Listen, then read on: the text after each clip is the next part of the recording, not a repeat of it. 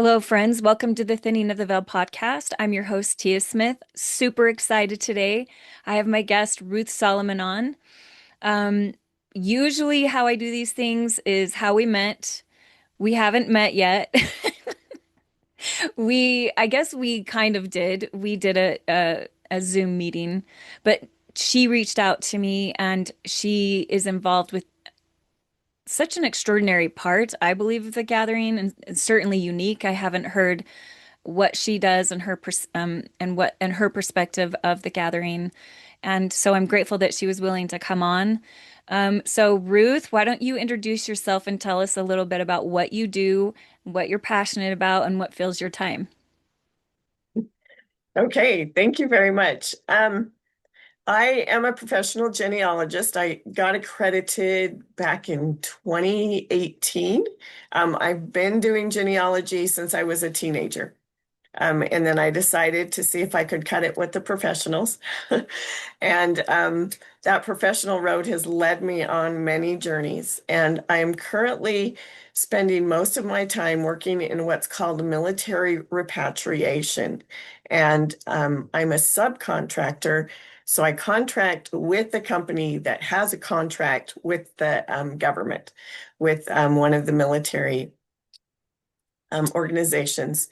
And we work for an organization called DPAA, the Department of POW MIA Accreditation Association. So they are charged with finding all the missing military men and from World War II forward. So they will send us a serviceman's card of someone that they think that they possibly have remains for. And it's amazing that they are still recovering remains from as far back as World War II. And then my job is to build out that serviceman's family tree.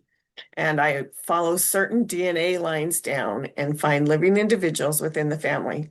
And then I'm their first contact. I reach out to those family members and tell them that the military is researching their servicemen and ask them to verify their contact information. And then I send that contact information to the military, and then they directly contact them about donating DNA in order to make a positive or negative identification of the remains that they have.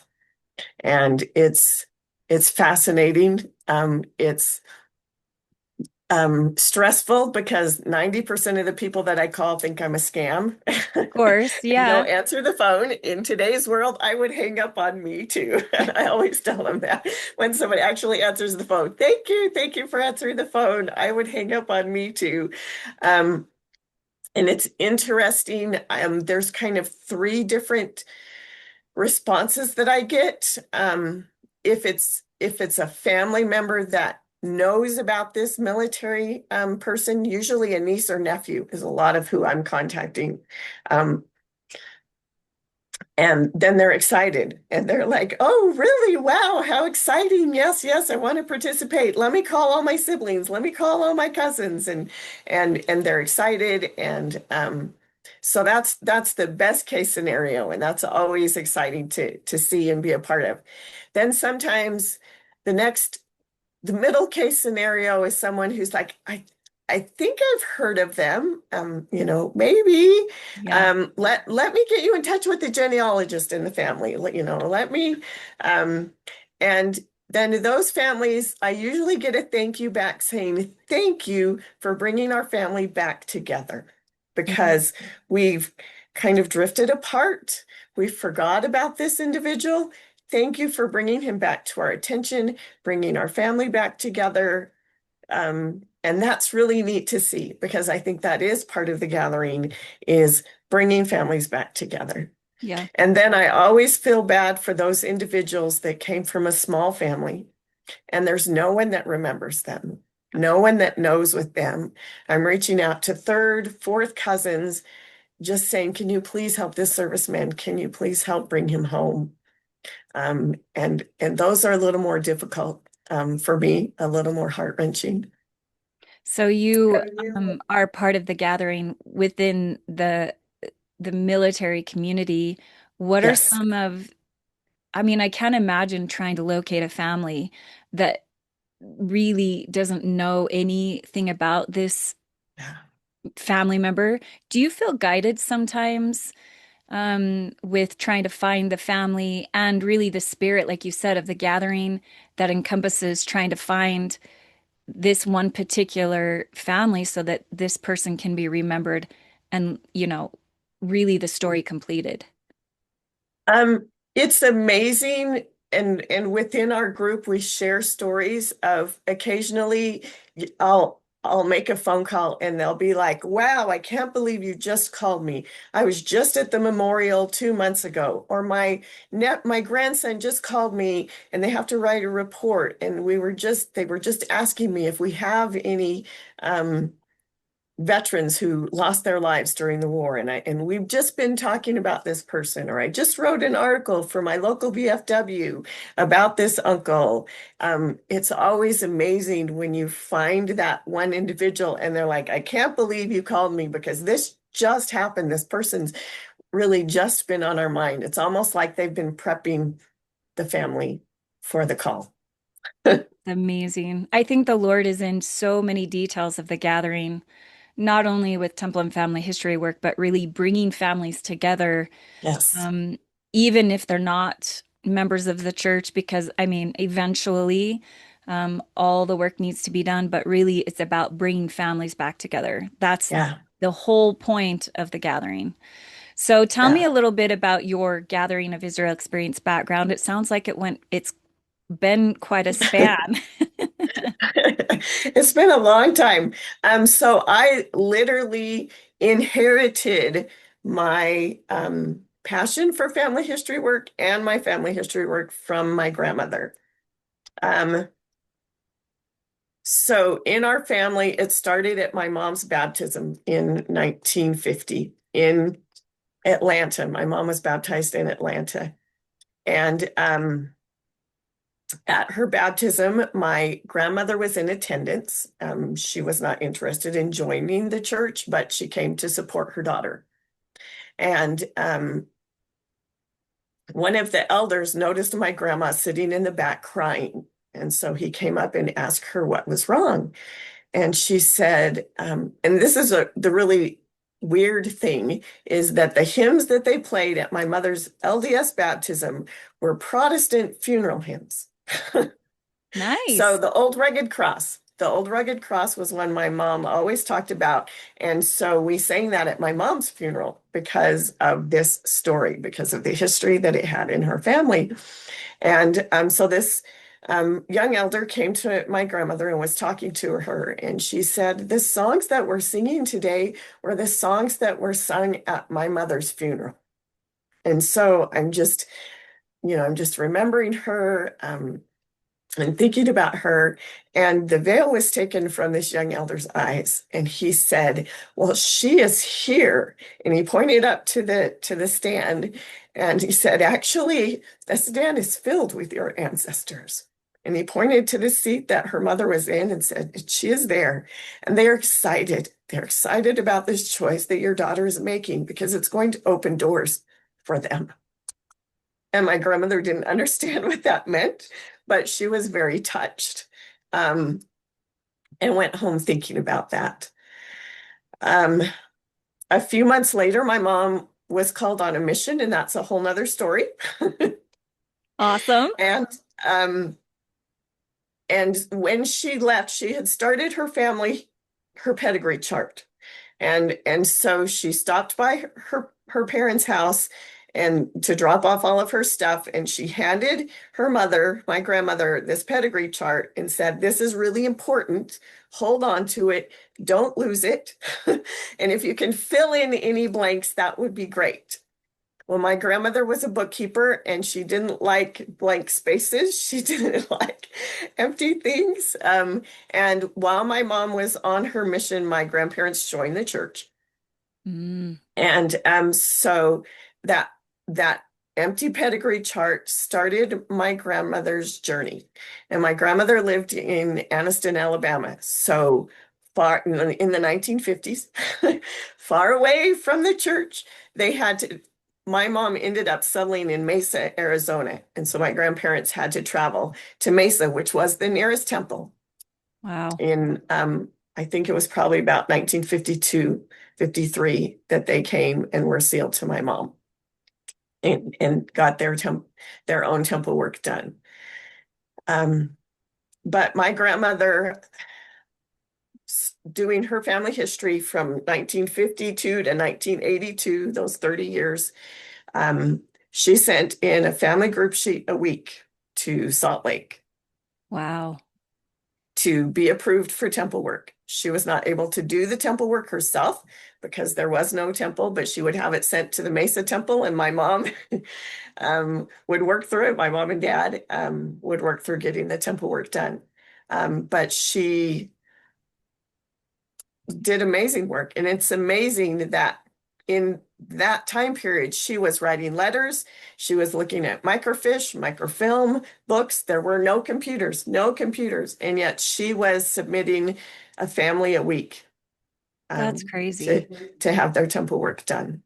I often wonder if we even understand what the early, like my Yeah, grandmother and stuff, what they what had to that go was like. through to put information together and then submit it. I mean, we literally just push a button right now. We take for granted the sacrifice involved in that, but I believe that was part of their yearning was to keep trying to find the information so that their families can be reunited and setting actually like a base for the rest of us to come in Right. years later. That's Have, exactly what she did yeah. for me. Yeah, exactly. I'm grateful for their early like not giving up, and it's such a good reminder to all of us that we have it actually pretty easy. We do. We really do. And it's amazing. And I always knew that my grandmother told me from a very young age that I was to carry on her work. My grandmother died when I was 12, and um, my grandpa didn't like the family history work. It took too much time away from him. Gotcha. Yeah. So when my mom went back, that was the only thing that he would give my mom of my grandmother's. And he's like throwing it out of the house, boxes and boxes. Take it, take it. You can have this. And all of it had my name and my birth date, all of her books in the front of it. And I'm number 5 of 6 children. I'm not the oldest. I'm not the It didn't Wow. go to my mom. It came to me. And somehow my grandmother knew. I don't know. Did that didn't I stem was from 12. okay, so that didn't stem from a conversation you had with her or anything? I always knew that I was going to inherit it, but I didn't know why. I was just a kid. Right. Yeah, yeah. And Wow. so it sat in the storage until I turned 18, and then I started to feel guilty that I hadn't done anything with it. And that that year, it was like the mid 80s, mid to late 80s, and we were still on typewriters. But they had the family group sheets used to be those big ones. Oh yeah. I'm from the late And 80s as well. I know exactly what you're talking and about. they had just created the 8.5 by 11 family group sheets and pedigree charts. Right. And so I asked my mom, I was like, what do I do? How do I get started? I have all of this research of my grandmother's, all of this. What do I do? I don't. And she said, well, why don't you retype it all onto the small sheets? So that way you've touched every name.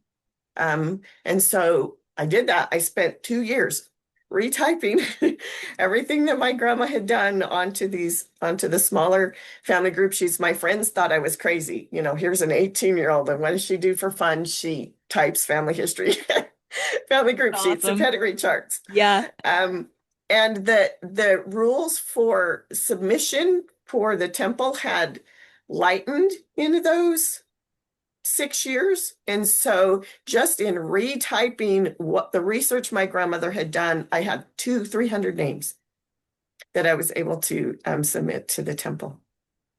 Wow. Because And you weren't old enough yet to do the work yourself, right? no, I was still submitting it. I hadn't gone through, I did the baptisms. Wow. And then and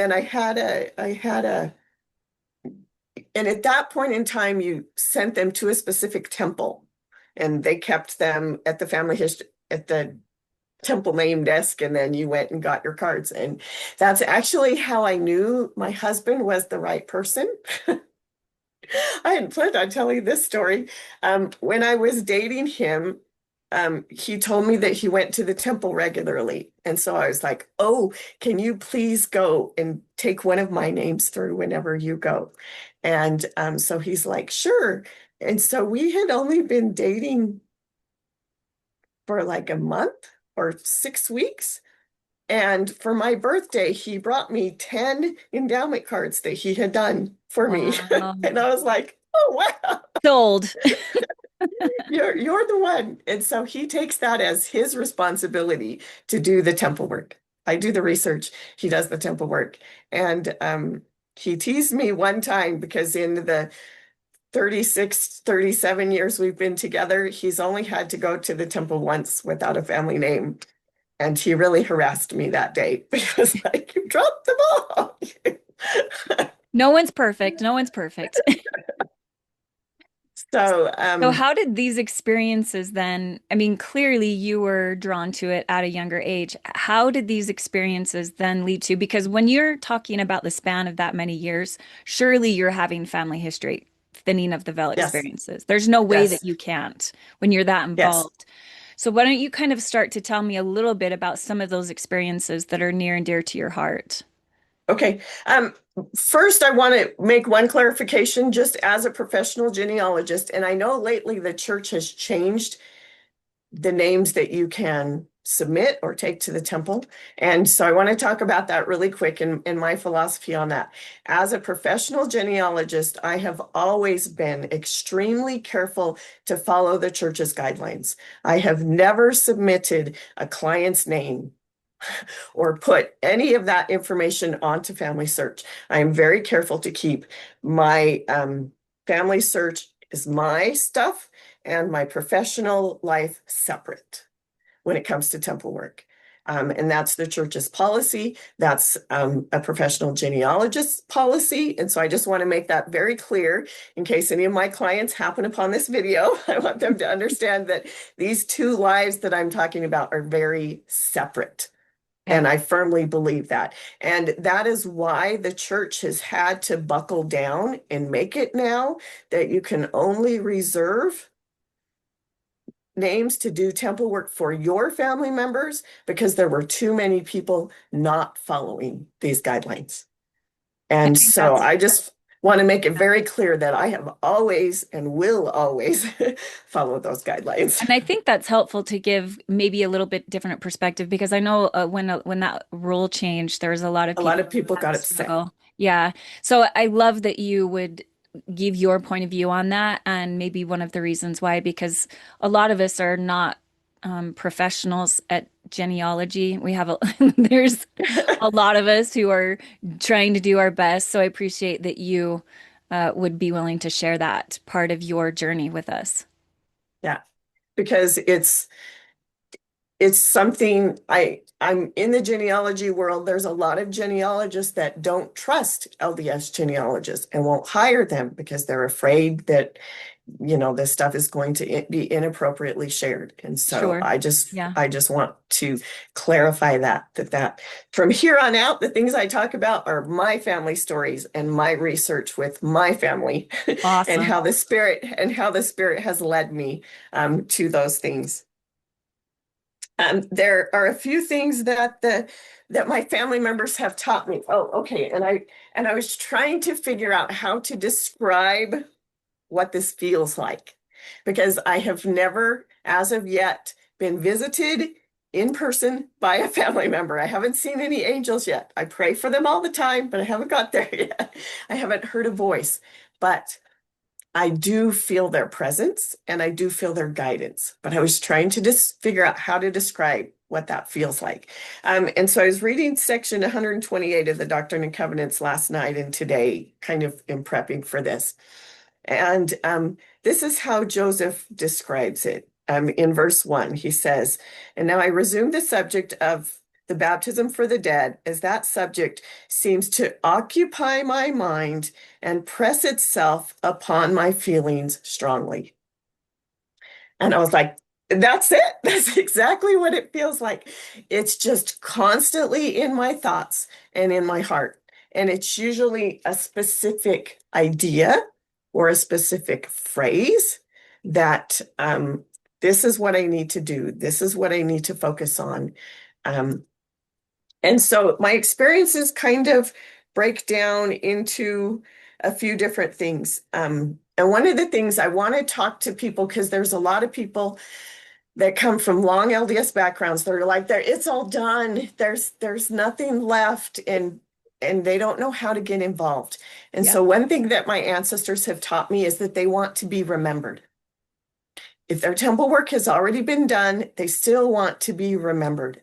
And they want their struggles, like we were talking about the military men and the ultimate sacrifice that they and their families made.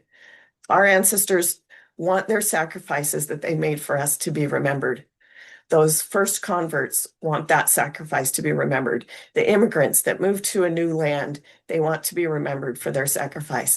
Every mother, father, grandfather with sleepless nights and long work hours, they want to be remembered. They want their posterity to understand the sacrifices that they made. So back in 2005, I had the opportunity to go on a family history trip with my best friend to Central New York. And we spent 2 weeks doing nothing but family history. It was amazing. And and my best friend had some great breakthroughs, and she came home with a lot of research to do and really excited. And I found one person, an uncle that had moved, and I was able to figure out where he had moved to. But the breakthroughs that I was praying for and pleading for didn't happen. And so I came home discouraged. I'd spent all this time, all this money. I'd left my young family for 2 weeks, and I was just really discouraged and doubting whether it was worth it. And that night, when I was in that mind frame, my room was full. I didn't see them, but I felt them. It was full. That's all I can say. And they wanted me to know that it was worth it because I knew them now. I had I had sat at their graves. I had sat in the pews of the churches that they worshiped at. I had seen their homes, their places of business. I knew them. I knew them now. And they were so grateful for that. They were so grateful that I had taken that time to to come to know them and where they lived and where they worshiped and where they were buried. And they wanted me to share that. That was the message I got. We are grateful that you came to know us, and now you need to share that. You need to let the other people know who we are and what our lives were like. And so I encourage everybody to, the gathering is not just about temple work. It's about remembering. I so appreciate that you bring that up because I think sometimes we get so caught up in the actual work that we don't really even go in and read their stories. We don't, it, what I feel like is that it becomes a task at that point. And yes, we A have, checkbox. yeah, yeah. And we have these amazing revelatory experiences leading and guiding us. And I'm glad that you're also bringing up the way that you have thinning of the veil experiences. And I think that's what I want everyone to hear is that everyone is going to experience this spirit of Elijah in different ways. And just because you're experiencing it one way doesn't mean that you're failing or whatever. It's just because that's the way it's going to speak to you and it's going to be involved in your life. But I feel like more of these personal experiences come as we get to know them, as we really understand their sacrifice and their yearnings and their longings. Some of these people, I mean, they've been born, they've hundreds and hundreds of years. And the Yeah. first time that their name is spoken in those hundreds of years is by one of their descendants or relatives, in the temple. But they're not just names, Yeah, right? the people. They're people. And they are the reason why we are here and have the opportunities that we have is because of their willingness to sacrifice for their posterity's sake. Yeah. So thank you I love that you brought that in there because I think sometimes that's a half of the work that we don't take the time to do. Yeah. And you just led into my next story, and that was their sacrifice for their posterity's sake. And so it was a really busy time in my life. My son was getting married. I had a lot going on. And on my trip to New York, I had got to know one of my immigrant ancestors, one of my German immigrant ancestors. And him and his wife's tombstones were actually written in German. It was really neat. And so I started researching German Lutheran church records. And I happened upon this German Lutheran church in um, Rochester, New York. And the records were all written in German, even though it was in New York. And his family, his descendants attended this church for generations. And his son that was my great grandfather moved to a different part of New York. So he wasn't in there, but eight of his siblings were in there and all their descendants. And so I collected a lot of records of these people, but up to this point in time, my goal had been to just extend my line and then do, my direct ancestors' families. So I was just working on those little families, but then collecting all the other records. And so at this really busy time in my life, I could not get this great German great grandfather off my line. He kept telling me, "You have the record of all of my descendants, and I want to be sealed to all of my grandkids." And he just kept stressing this, all. I need all of them. And I went back and I started looking at the records. And again, it was 200 to 300 of his descendants that I had collected through this church. And I was like, I can't do that right now. I'm planning a wedding. My life is crazy right now. But he would not leave me alone. He was insistent that I had all of these records and I needed to make this happen. And now as a grandmother, I understand that. Yeah. As a mother, I didn't understand that. As a grandmother, I understand that. I want all of my descendants as they keep going on and on. It's amazing how a grandmother's heart changes you. And I understand now that Yeah. point of view. Yeah. But he was the first one to teach me that.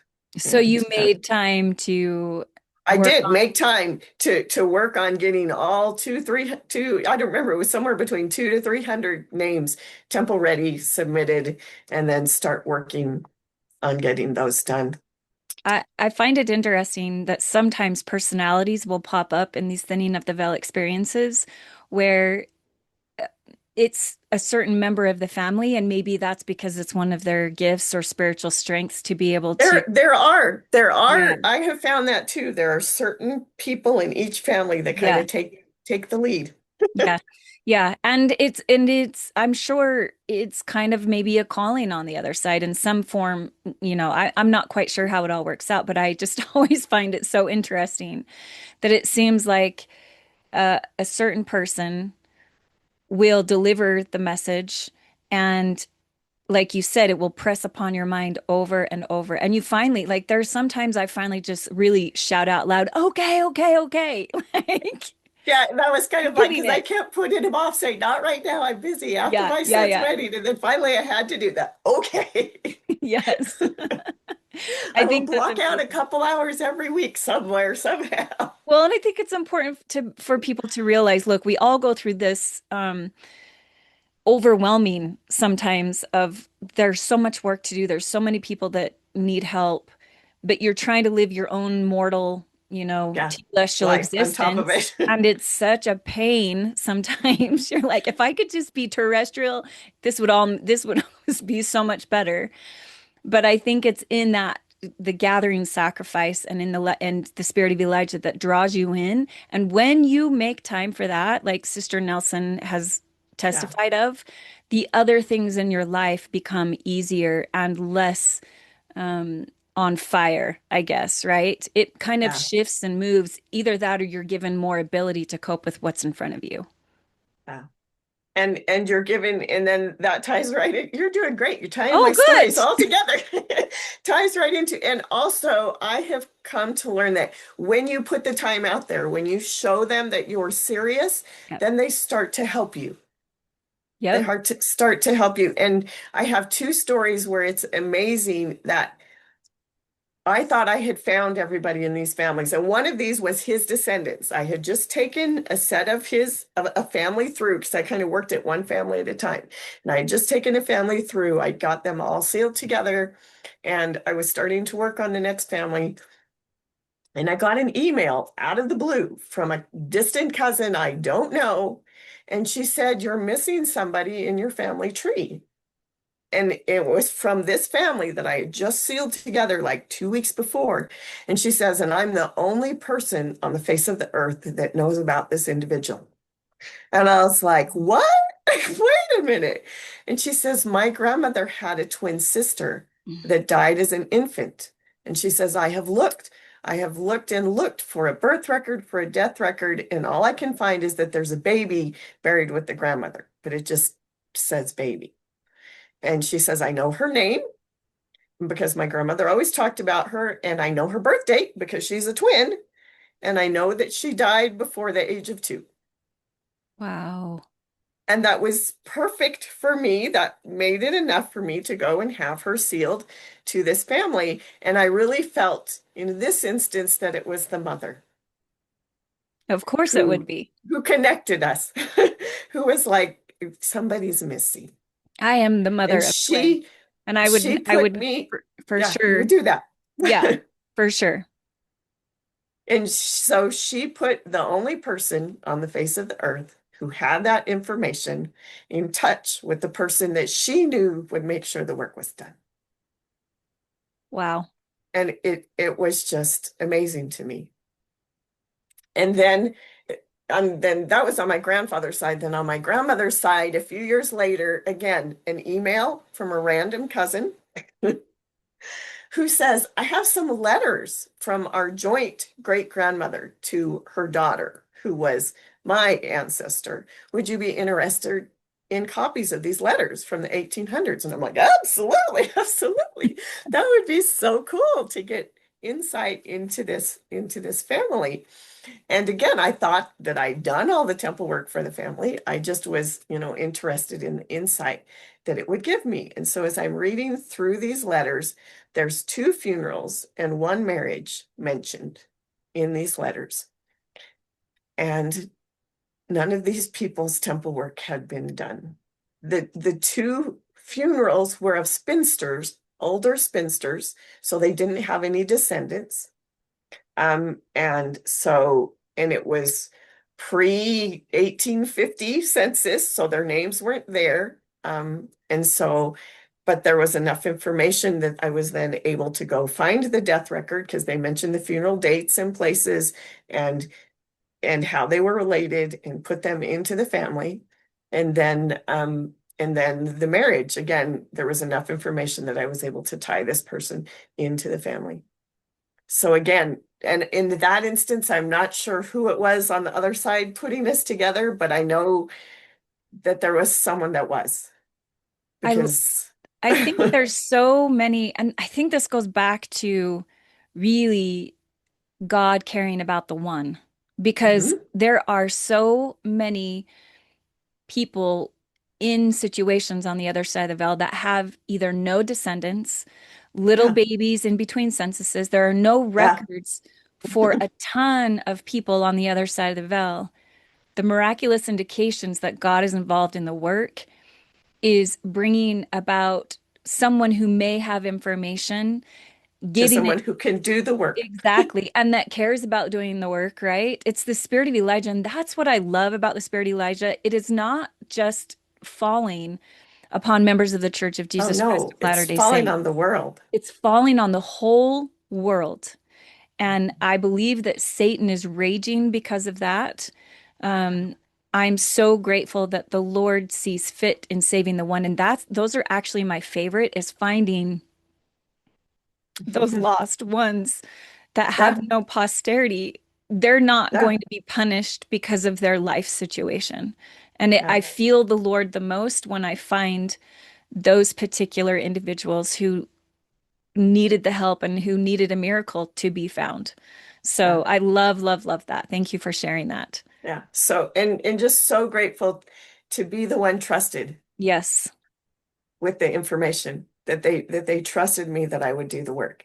Yeah. That they knew that when I read these letters, I would be looking for vital information And you don't have to be a professional, right? You and don't have relation. to be a No, you fan. don't have to. No, Anybody can put those exactly. pieces together. Yes. And I believe it is the desire, if you desire to be involved in the gathering, and if you are consistently praying and asking for who needs help, the Lord will use you as an instrument in his hands in so many different ways that you never even comprehended or that you could feel like you could participate. Yeah. It's just the willing heart and the desire. God will do the rest, honestly. Yeah. And I still remember that day when I had finished all the temple work from just typing. And now I needed to research and looking at everything that my grandmother had done and be like, I'm just a kid. How in the heck, what? Just feeling overwhelmed. Yeah. And I don't even know how to take the first step. But it's just one step at a time. It's just learning one thing at a time. What I ended up doing is going to the Family History Center with my little baby in her car seat. And I would pretend that I knew what I was doing. I would just put in a random microfilm and scroll and then eavesdrop on everybody else and what they were talking about. And when they mentioned something I didn't know or a website I hadn't heard about, I was like, no, wait, what was that? How does that work? Well, and I love that the Lord actually right now is making it so easy. Like sometimes you don't even have to go to the Family Search libraries. Yeah.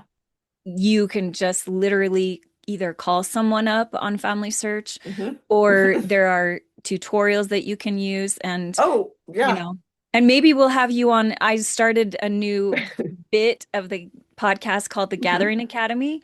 So maybe you can do a couple how-to videos as well. I Oh, think that would be fun. so. That was Yeah. not planned Yeah. during this podcast, but I felt like asking in front of Sure, everybody. absolutely. I love teaching family history work. Yeah, That's the other thing I'm doing right now is teaching BYU Idaho's capstone course for their family history program. And I love to teach family history. perfect. That's my other passion as far as doing it is teaching it and sharing the information. I Well, we'll really look love that forward to because you. I remember that overwhelm. I remember Yeah, that yeah, for sure. this is beyond me. I can't do this. And it's just one step at a time, Yeah, and it's wonderful. And they do help you. That's my other story is about following your gut or following the spirit, because one of my end of the line ancestors is Benjamin Wheaton Keyes. And my mom and I often had this discussion. She always told me that Wheaton was his mother's maiden name. And I kept saying, no, it's not. It's just like, but it has to be. And I said, it's just not. And if you look at the Keys naming patterns, that's not the Keys naming patterns. If there's a maiden name in a Keys middle name, it's a grandmother's maiden name, not a mother's maiden name. I said, I can't find a single Keys that uses their mother's maiden name. It's always the grandmother's. And we had this debate for years and years, my mother and I. And his parents, I couldn't find. I knew his mother was Betsy. But his father died young, and I didn't know his mother's maiden name. And I looked for probably 10 years for her family, and I had done everything I knew to do. And I remember very vividly waking up one Sunday morning with the thought, go look at Betsy's neighbors on the census. I was like, Okay. And I knew exactly what census it was too. I knew there's only one census where she's head of house and not and I was like, okay, I knew exactly what census. So I went, I looked up the census and I was like, oh, she's living between a couple of brothers. There's a Jacob Sanders and an Abner Sanders, and they're the same age, so they must be brothers and taking care of this young widow and helping her out. That's really nice. And so I'm supposed to look at these brothers. So I start researching these brothers, and I come across a history for the town, and it says the brothers, Jacob, Abner, and Wheaton Sanders, moved to this town. And I was like, oh my gosh, these are her brothers, not just two brothers, but these are her brothers. And so I started researching this family, and within 2 hours, I had proof that these were her brothers, that she fit into this family. And so then I went on FamilySearch to see, to plug her into this family to see what temple work had been done. And the temple work had been done for everyone except for Jacob and Abner. Again, the two that helped me find her were because the work had been extracted. They hadn't been sealed together, but the work had been extracted for this church in Massachusetts. And they were christened in a church in Rhode Island, just across the border. These two brothers were. So they hadn't been extracted and put in the family. And just again, amazing that the two brothers that helped me find her were the ones that needed the temple work done. So the moral of that story is don't dismiss odd thoughts, Yeah, especially when don't. you're doing this work, because it will lead you most generally all the time to places and spaces that you didn't know you Yeah. needed to focus And on. and then again, it was so her maiden name was Sanders, and her father, so she was Betsy Sanders, and her father was Benjamin Sanders, and her mother was Anna Wheaton. And so that gut feeling that it's the grandmother's maiden name, Yeah. not the mother's maiden name, was Yeah. right. Right. Yep. I love that. I love that God is in all the little details. That's just amazing. So, do you have any more family history experiences you want to share? The one last one is that they'll also fix mistakes. Awesome. So there was again this Keys line. Benjamin Wheaton had a brother Nelson who had a wife Mary Ann, and I was trying to find Mary Ann's maiden name, and I looked and I looked and I couldn't find her maiden name. And then I found a deed that said from a man, and he gifted to his sister Mary Ann Keys some items, and I was like, "Yay! I've got her maiden name." And so since she was an in-law, I usually just, I don't really research any further. So I just put her maiden name down. I did her temple work, sealed her to her husband, and was good to go. And then a few months later, she just kept bugging me. I could not get her off my mind. And I'm like, why? Why can't I get her off my mind? I found her name. She's good to go. What's the problem? So then I started researching this man who said he was her brother, his family, and she didn't fit. There was another Mary Keys. There wasn't 9 months between her birth and the other children. She literally did not fit in this family. And I was like, well, I don't understand. He says this is his sister. And so then I started looking at his wife. And the second I saw his wife's name, Emma Taylor, I was like, that's her sister. It was his sister-in-law. And he had just used the term sister in the deed because I remembered that Emma Taylor, as a teenager, had been living with Nelson and Mary Ann Keys on a census. And I just thought that they were taking care of, a couple of neighbor kids. Yeah. But as soon as I saw the name, I knew, oh, that's the sister. And then I researched the Taylor family, and sure enough, that was her family. But again, I know that was not from me. I had done the work. I thought it was correct. There was no reason for me to question it. Yeah. Yeah. Yeah. But she knew it was wrong. And she kept her on my mind so that I would go back and look at it and fix the mistake and get her with the right family. That's amazing. I feel like when you're involved in this work, of course you're going to make mistakes and of course there's going to be errors. Um, Mhm. but I I can't remember who said it. I've said it in an episode before. I've got so much information running through my head. Yeah. But they keep correct records on the other side of the veil. And you do your best, listen to the Spirit, and you will be guided when and if you need to go back and relook at something and change Yeah. something. Because that's also important too. But Yeah. don't be scared that you're going to make mistakes. And I think sometimes people get so worried, so Oh, they yeah. don't do anything because they Mhm. feel like they're going to make a mistake. So the Lord knows where you're at. He knows he has imperfect people to work with, and it will all be okay in the end, right? Yeah.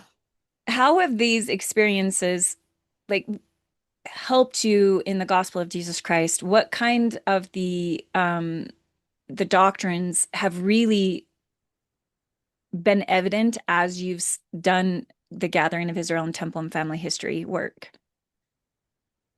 One thing is that it has taught me to understand how the Spirit speaks to me.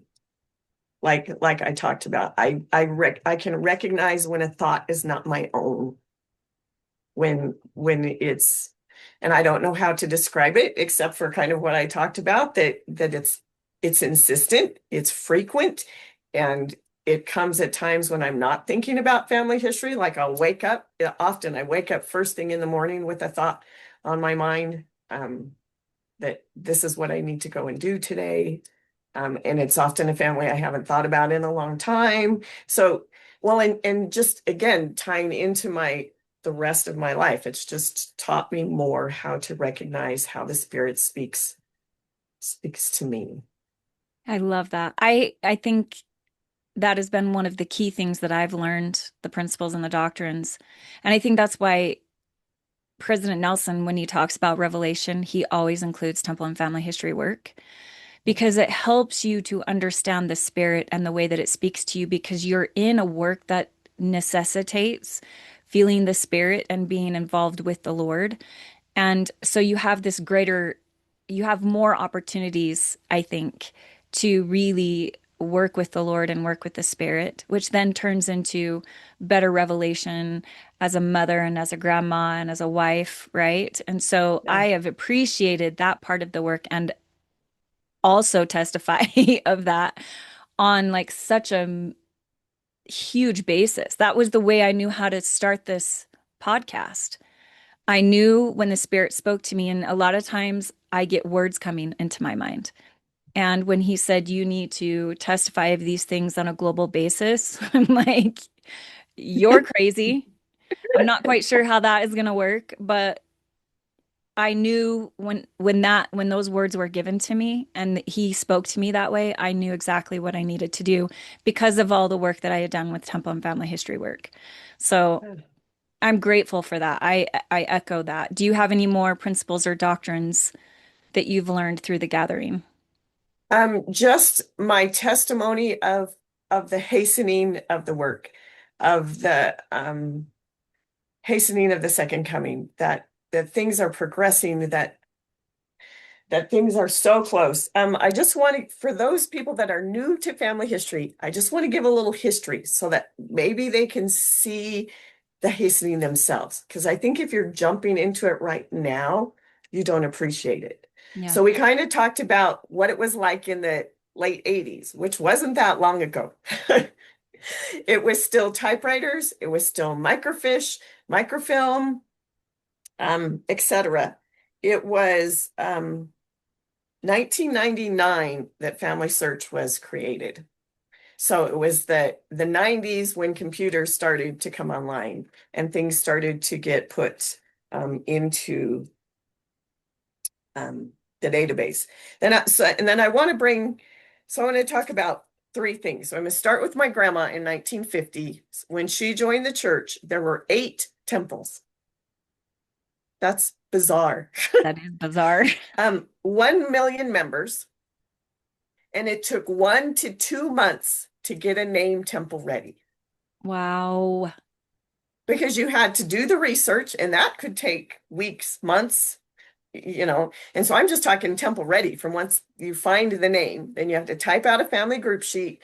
You have to go to the Family History Center and look at the IGI to see if the temple work's been done. which is on a little microfiche card.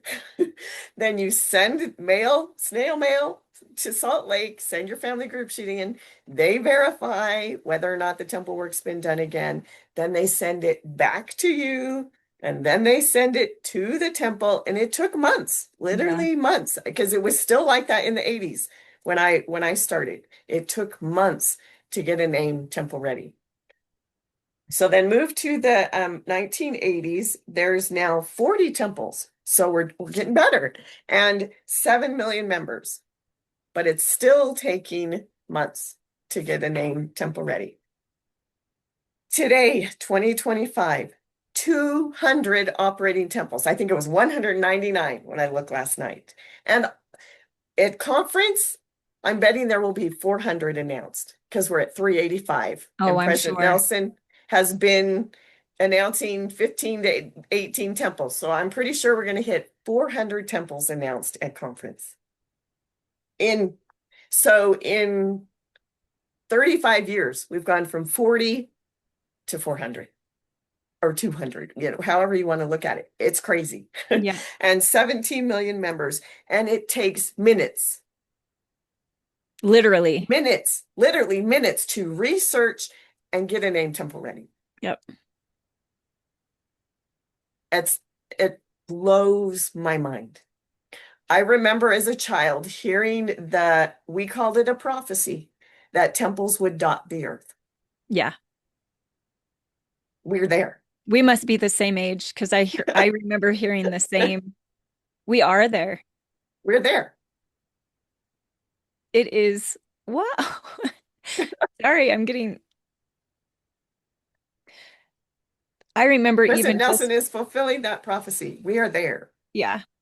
The majesty of the moment is right in front of our eyes. I mean, how many records are being added to FamilySearch on a daily basis? And it was a true army behind the scenes with missionaries called out to take pictures of these, you know, old records. And then you had the people that were trying to convert the microfiche into a record that we could actually look at and seek and search after instead of having to go to the actual places.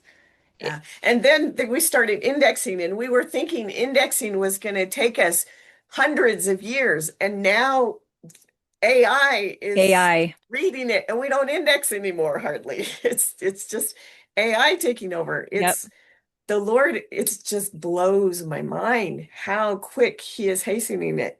And so I want to talk about FamilySearch and Doctrine and Covenants, section 128. So I said FamilySearch was created in 1999. And at that point in time, there were 3 separate databases. There was the IGI, the ancestral file, and then everybody had their own family tree on Yeah. FamilySearch. Yeah. And so then in 2009, so that's only 16 years ago, they merged all those databases and created the new FamilySearch and one family tree. And that caused a lot of rifts in it. There were some people excited about it, some people not excited about it. Yeah. It was a crazy time in trying to clean up that tree and make it work. And now it's working how it's supposed to be. And I remember sometime after 2009, sitting in a Sunday school class, and we were studying Doctrine and Covenants, section 128. And the Spirit testified to me that the one family tree on FamilySearch is what this prophecy in D&C section 128 is talking about. So I'm going to read verse 124. It says, "Behold, the great day of the Lord is at hand, and who can abide the day of his coming? And who can stand when he appeareth? And he shall purify the sons of Levi and purge them as gold and silver, that they may offer unto the Lord an offering in righteousness. Let us, therefore, as a church and a people, and as Latter-day Saints, offer unto the Lord an offering in righteousness. And let us present in his holy temple, when it is finished, a book containing the records of our dead, which shall be worthy of all acceptation." Family Search is that book. Is the book. Yeah. That's so interesting that you say that because in August I'm actually going to do an episode about the book and what that entails. So I'm so see, we're on the same wavelength. I We don't are, we are. I think But that's super but the cool. Spirit told me very strongly that it is the book.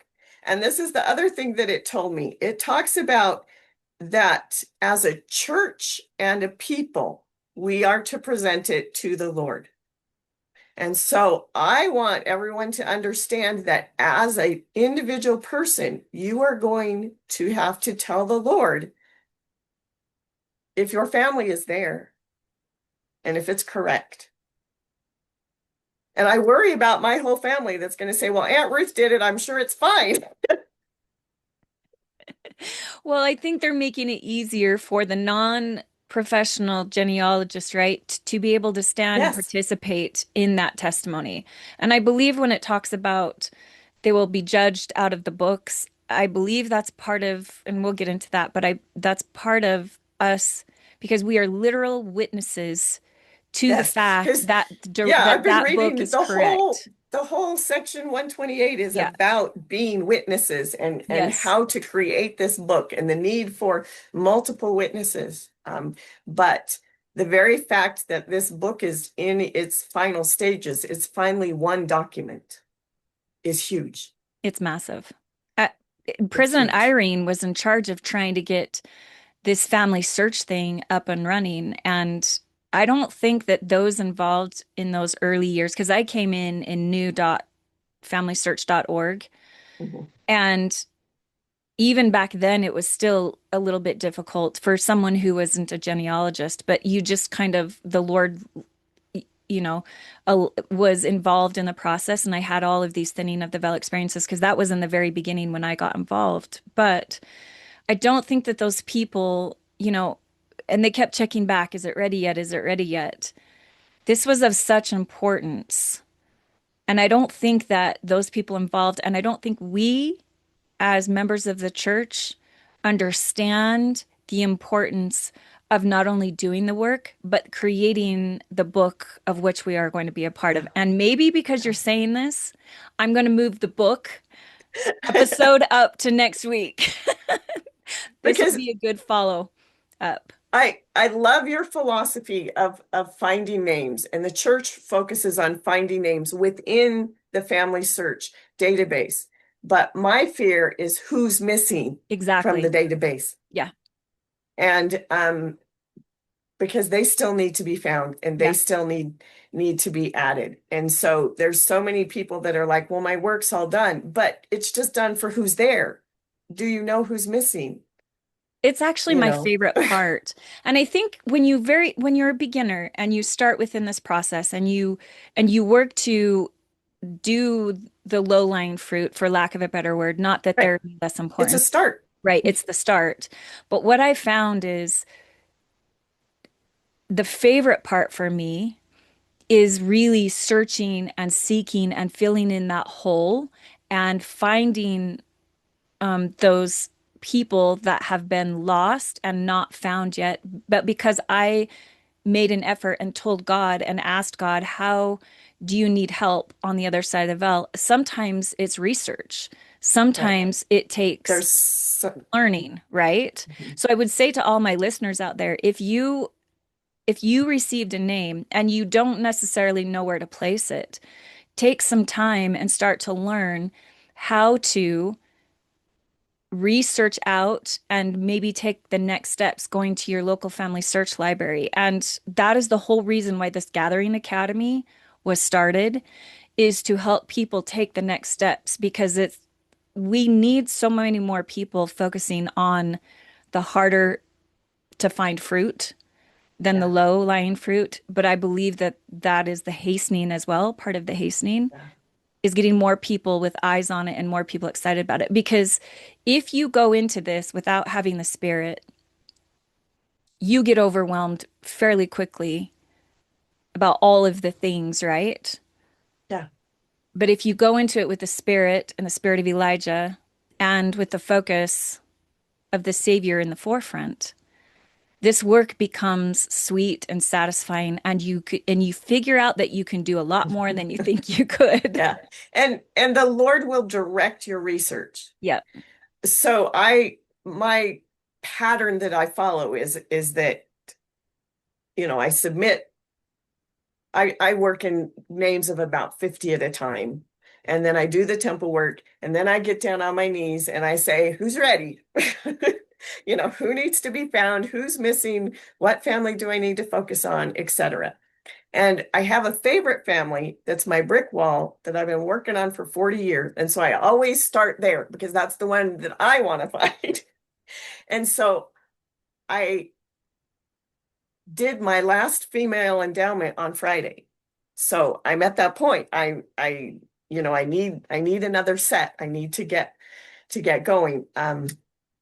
And so earlier this week, I said my prayer. I sat down at the computer and I said, I don't know who I'm supposed, I'm not feeling anything. So I'm going to start with my favorite family and I'm going to work on them. And I don't know how, but somehow I started there and I ended up, and that's on my grandma's side, and I ended up working on the keys line again on my grandpa's side. And I don't know how I got from point A to point B, but the Lord took me where they needed me. Because you were willing and you sat down and you just started. And I Yeah, think, because I sat down and I started, yeah, and yeah, and I didn't do what I wanted and what I thought needed to be done, but the Lord knew what needed to be done and who was ready, and He led me in a different direction. So just sit down and tell them that you're ready and you're willing, I and He love, will direct it. yeah, I love that advice because it's faith over fear, right? I think Mhm. sometimes we have so much fear within this work, but if we sit down and just be intentional, the faith will carry us and the Lord will lead us because He is the one and the Savior is the one that 100% want this work done and finished. They're waiting on us. It's not on them. And so they will move heaven and earth that their sons and their daughters, the one will be found. So, how has your testimony in Jesus Christ changed because of your efforts or gotten better because of your efforts in the gathering of Israel?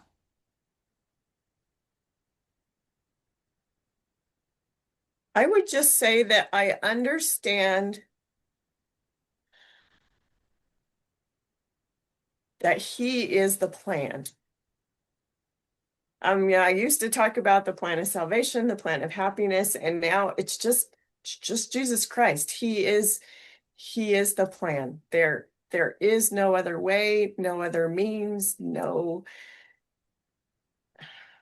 He loves us all. He loves our family. His atonement is what makes it all possible. Plain and simple, he is the plan, and he always has been. And the Lord, the Heavenly Father, knew that from the beginning. Jesus Christ is the chosen from the beginning to make it all possible, to make it all worthwhile, to take away all the pain, to change us, to become more like Him. He has just taught me that He is the plan, and that I just need to build that relationship with Him, and He will lead me to where I need to go and what I need to do. I love that thought. What I ponder upon quite a bit is his suffering in Gethsemane was for everyone. It was for those spinsters, as you call them, who weren't able to get married or find a husband, and the pain that that probably was for in their life. He suffered for the unimaginable pain of a mother losing Mhm. an A child. infant and not knowing where they are or that they want to be back together with that person. There's so many pains and anxiety that goes along with being immortal. He literally suffered for every single one of us, including those who are still missing. And as we find the missing ones, he will hasten our work in not only finding them, but finding him in the process. That's my testimony and your testimony that you will find him in this process because this is his work and this is his glory. And we add, if we want to participate in the work, we can attain to glory with the Savior. And you feel after these people. You can feel just a little bit about what the suffering was all about when you realize the human depravity that happened because we're mortal. The more family history you do, the more you see that. So thank you for joining me. I am so glad that you brought into probably the forefront the excitement about getting involved research wise. And I'm going to take you up on that offer I'd be happy to. of doing how-to videos. Colette right now is working on some, but I think the more people, the merrier with that, because I don't think we can do videos fast enough for people who are beginners. And I've heard from so many people how they're excited about this different change in the podcast to really give them the tools that they need to move forward. And I have changed what I'm going to talk about next week. I will be talking about the book. And then after that, I will talk about the loss of infants and the doctrine related to that in the Church of Jesus Christ of Latter-day Saints. So there's so much coming up. I have a cool story tomorrow. Colette will get another how-to video out on Thursday and then another talk on Friday. So just, I guess, take a deep breath, my friends. I'm constantly having to, but we're grateful to Ruth today and her work in the gathering, and especially for those lost military members. I'll pray for you that you will have the ability to, because that is an important work in and of itself. And I'm grateful that someone is doing that, especially for those families. So is there anything last thing you want to say before we end? Just thank you. Thank you for this opportunity. Well, I've been excited for this for a little while because I love your perspective. So thank you for joining us, friends. Please use faith over fear when you're attempting to sit down and try to take your abilities to the next level. It's easier than it ever has been. And from the perspective of Ruth and I, we can testify that it's only going to get easier. So have a great week, my friends, and we'll see you tomorrow with a really, really cool story. It's going to be amazing, and we'll talk to you soon. Thanks, Ruth. Okay, thank you. Okay, we'll see ya. Bye. Bye-bye.